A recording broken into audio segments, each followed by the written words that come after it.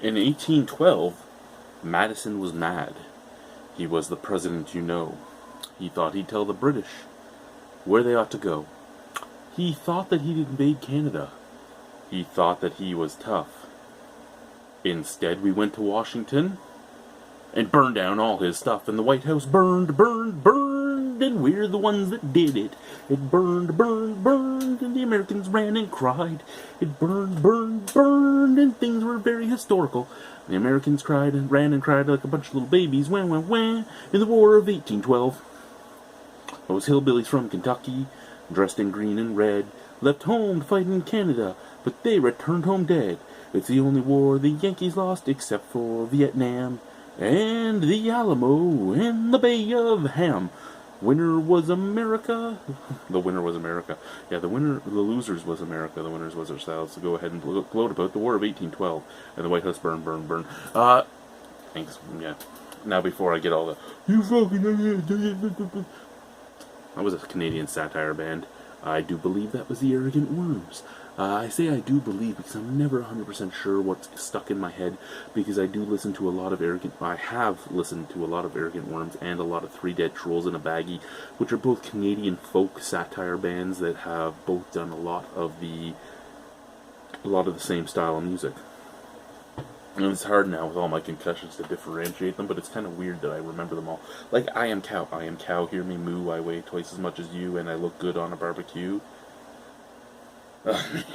These are the type of things, yeah. Anyway, the reason I sang that was because I'm doing an American beer. I was actually in my LCBO recently, and Stone, which we all knew was coming to Ontario, has hit my LCBO, and it hit my LCBO with 3 beers. It hit my LCBO with the IPA, the Arrogant Bastard, and this one, which is one I've never had. This is the Stone Cali-belgique IPA, so a California Belgian style IPA. 6.9% alcohol by volume. It says it's a Californian style IPA with a Belgian twist.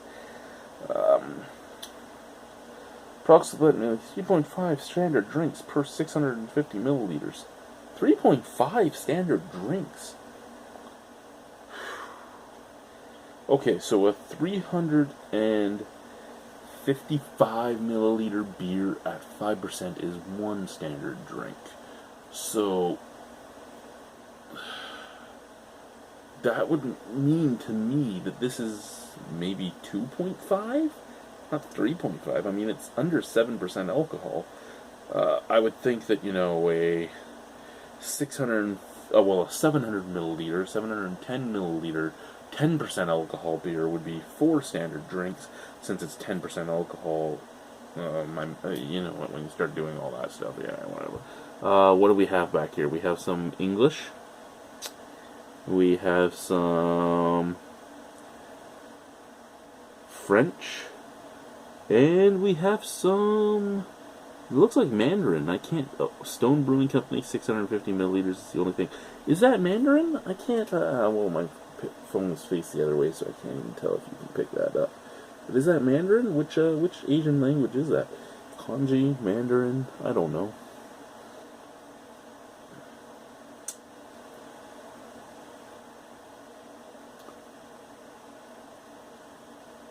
Okay, so there's not much really on here.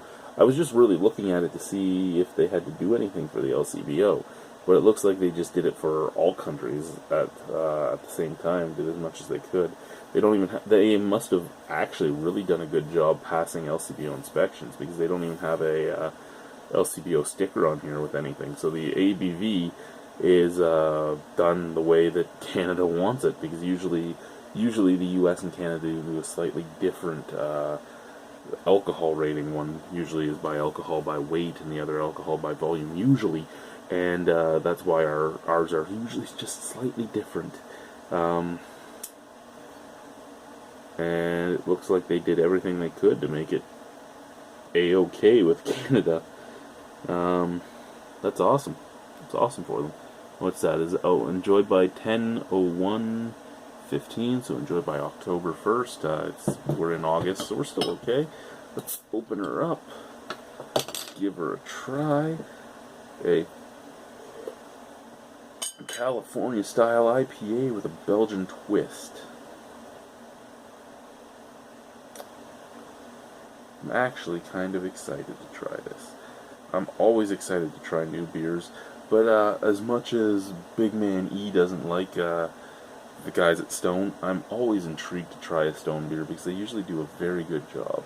This one just doesn't have much of a...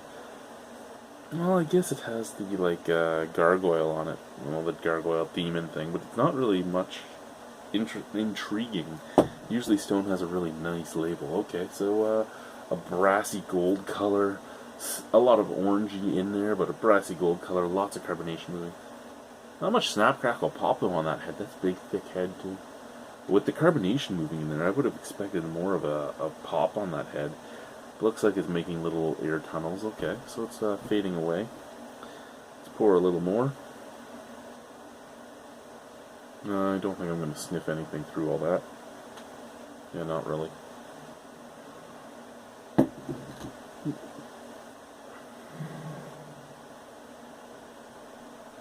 Okay, it almost smells like grapefruit and pine mixed with Belgian candy sugar and cloves. It kind of burns my nostrils in all honesty, and it's like a clovey burn. It's weird. It's not a bad smell, but it's not what I would ever expect to smell in a beer. I shouldn't say what I would expect to smell in a beer, but what I expect to smell in a Stone beer.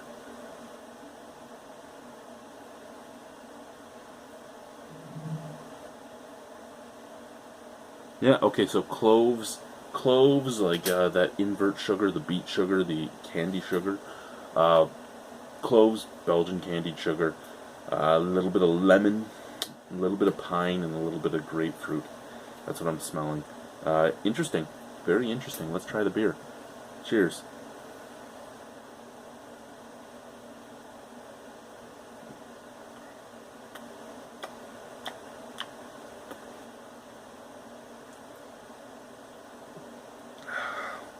Okay.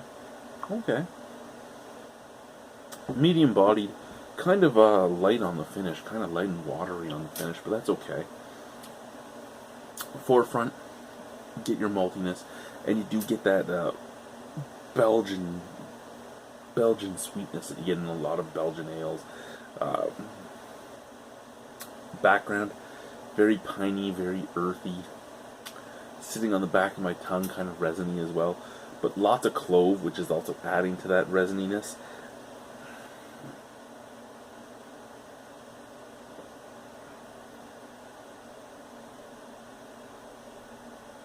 A touch of pepper, and almost a candied banana. I'm going to assume they put a few spices in here, maybe Belgian yeast, that type of stuff to change it up a little bit. But I'm getting like a slight candied banana. I'm not getting banana that I would normally get from Belgian yeast, which my mind kind of triggers right away when I see Belgian. It's like, ooh, maybe there's banana in here. But I am getting a banana flavor, but it's candied banana, almost like amoxicillin for any of you that used to get sick when you were a kid and had a whole bunch of medicine days. I remember amoxicillin's taste quite well. Reminds me of it.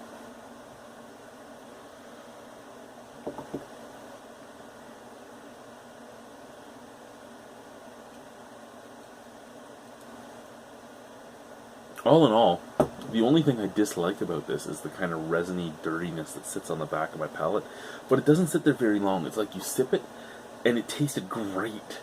And then there's this aftertaste that I don't particularly like that comes in. But it only lasts 10 or 15 seconds, and then it's gone. So this beer is kind of moreish at the same time, because you just want more of it.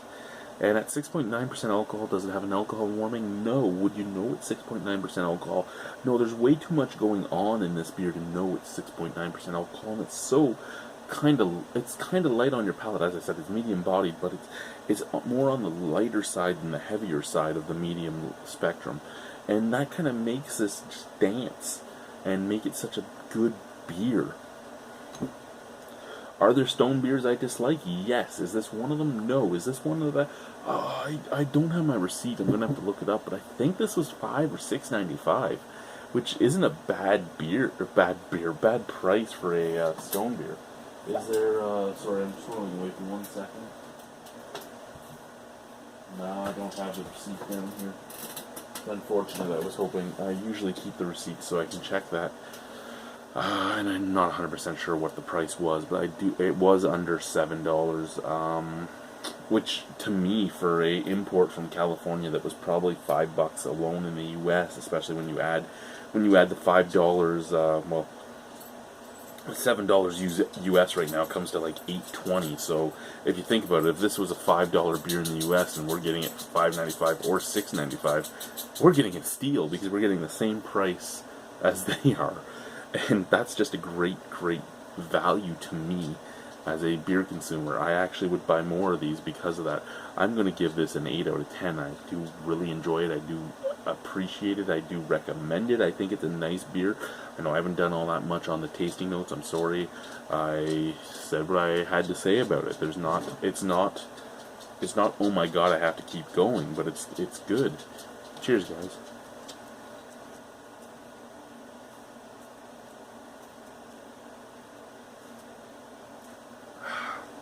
I thought about chugging the whole thing. And then I thought, if I chug the whole thing, what am I going to watch? What am I going to drink while I watch Orphan Black? I bought the first season. It was $12 on Amazon. Is it good? Have any of you watched it? Am I going to hate it? Am I going to like it? Bye-bye. Look up with the insulation.